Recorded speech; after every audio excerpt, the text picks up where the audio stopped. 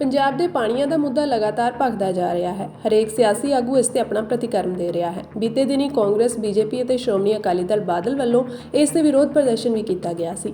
ਹੁਣ ਸ਼੍ਰੋਮਣੀ ਅਕਾਲੀ ਦਲ ਅੰਮ੍ਰਿਤਸਰ ਦਾ ਵੀ ਇਸ ਤੇ ਪ੍ਰਤੀਕਰਮ ਆਇਆ ਹੈ। ਸ਼੍ਰੋਮਣੀ ਅਕਾਲੀ ਦਲ ਅੰਮ੍ਰਿਤਸਰ ਦੇ ਪ੍ਰਧਾਨ ਅਤੇ ਸੰਗਰੂਰ ਤੋਂ ਮੈਂਬਰ ਪਾਰਲੀਮੈਂਟ ਸਰਦਾਰ ਸਿਮਰਨਜੀਤ ਸਿੰਘ ਮਾਨ ਨੇ ਇਸ ਤੇ ਕਿਹਾ ਕਿ ਜਦੋਂ ਪੰਜਾਬ ਕੋਲ ਇੱਕ ਬੂੰਦ ਵੀ ਪਾਣੀ ਦੂਜੇ ਸੂਬੇ ਨੂੰ ਦੇਣ ਲਈ ਨਹੀਂ ਹੈ ਤਾਂ ਫਿਰ ਜਬਰੀ SYL ਨਹਿਰ ਬਣਾਉਣ ਦਾ ਕੋਈ ਮਤਲਬ ਹੀ ਨਹੀਂ ਹੈ। ਇਸ ਮੌਕੇ ਪੱਤਰਕਾਰਾਂ ਨਾਲ ਗੱਲ ਕਰਦਿਆਂ ਉਹਨਾਂ 2024 ਦੀਆਂ ਚੋਣਾਂ ਬਾਰੇ ਵੀ ਜਾਣਕਾਰੀ ਸਾਂਝੀ ਕੀਤੀ।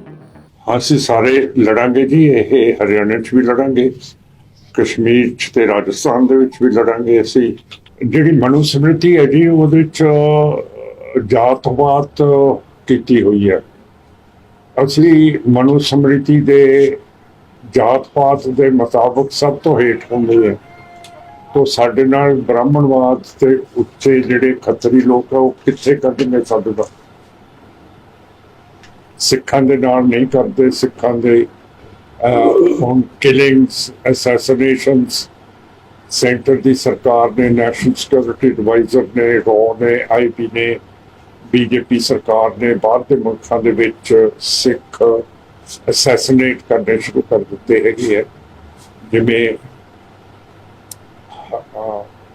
ਨਿੱਜਰ ਸਾਹਿਬ ਨੂੰ ਕਰਤਾ ਹੈ, ਮਲਕ ਸਾਹਿਬ ਨੂੰ ਕਰਤਾ ਹੈ, ਫਿਰ ਸੁਖਦੂਲ ਸਿੰਘ ਵਿਨੀਪੈਗ ਕੈਨੇਡਾ ਦੇ ਵਿੱਚ ਕਰ ਦਿੱਤਾ ਹੈਗਾ, ਅਵਤਾਰ ਸਿੰਘ ਖੰਡੇ ਨੂੰ ਕਰਤਾ ਹੈ, ਬਰਤਾਨੀਆ ਦੇ ਵਿੱਚ ਪਰਮਜੀਤ ਸਿੰਘ ਪੰਜਵੜ ਨੂੰ ਕਰਤਾ, ਪਾਕਿਸਤਾਨ ਦੇ ਵਿੱਚ ਦੀਪ ਸਿੰਘ ਸਿੱਧੂ ਨੂੰ ਕਰਤਾ ਹੈਗਾ, ਹਰਿਆਣੇ 'ਚ ਮੂਸੇਵਾਲ ਨੂੰ ਕਰ ਦਿੱਤਾ, ਪੰਜਾਬ ਦੇ ਵਿੱਚ।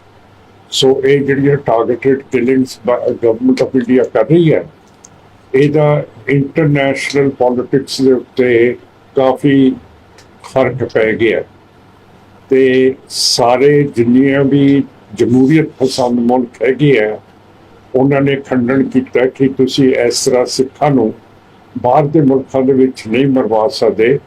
ਇੱਕ ਤਾਂ ਹੈ ਕਿ ਇਹ ਹੈਗੀ ਹੈ ਕਿਲਿੰਗ, ਦੂਜਾ ਹੈਗਾ ਸਾਡੀ ਜਿਹੜੀ ਇਹ ਬਾਦਸ਼ਾਹੀ ਹੈ, ਜਿਹੜੀ ਸਾਡੀ ਸੋਵਰੇਨਿਟੀ ਹੈ, ਉਸ ਦੇ ਵਿੱਚ ਤੁਸੀਂ ਕਿਵੇਂ ਇਹ ਕਿਸੇ ਨੂੰ ਮੌਤ ਦਾ ਦੰਡ ਦੇ ਸਕਦੇ ਹੋ?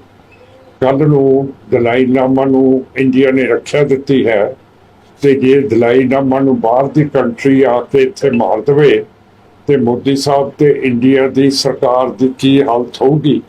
ਇਹ ਵੀ ਸੋਚਣਾ ਚਾਹੀਦਾ ਹੈ ਕਿ ਸਾਡੀ ਪੀੜ੍ਹੀ ਥੱਲੇ ਕੀ ਚੀਜ਼ ਹੈ। ਸੋ ਇਹ ਬਹੁਤ ਸੀਰੀਅਸ ਚੀਜ਼ ਹੋ ਗਈ ਹੈ।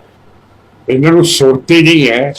ਜਦੋਂ ਮੇਰਾ ਮਤਲਬ ਮੀਟਰੀਓਲੋਜੀਕਲ ਡਿਪਾਰਟਮੈਂਟ ਤੇ ਸੈਟੇਲਾਈਟਸ ਦੱਸ ਰਹੀ ਹੈ ਕਿ ਪਹਾੜਾਂ ਦੇ ਵਿੱਚ ਐਤਕੀ ਬਹੁਤ ਜ਼ਿਆਦਾ ਮੀਂਹ ਪੈਣਾ ਹੈ ਤੇ ਜਿਹੜਾ ਭਾਖੜਾ ਬਿਆਸ ਮੈਨੇਜਮੈਂਟ ਬੋਰਡ ਹੈ ਉਸ ਨੇ ਹੌਲੀ ਹੌਲੀ ਪਾਣੀ ਕਿਉਂ ਨਹੀਂ ਛੱਡਣਾ ਸ਼ੁਰੂ ਕੀਤਾ?